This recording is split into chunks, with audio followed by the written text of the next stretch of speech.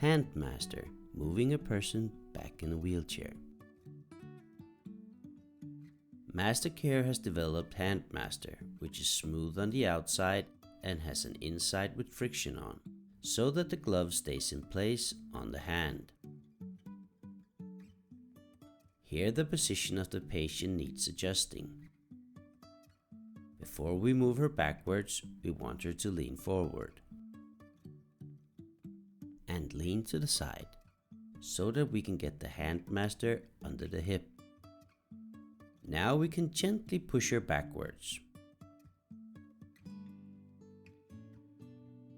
Change side and place the Handmaster and slide the patient back. This way you can make small adjustments to the sitting position relatively easy, and the Handmaster can be folded so that you can keep it in your pocket or a drawer. Thank you for watching, and if you want to see more videos or get more information, go to mastercare.dk or call us. We're ready to help you.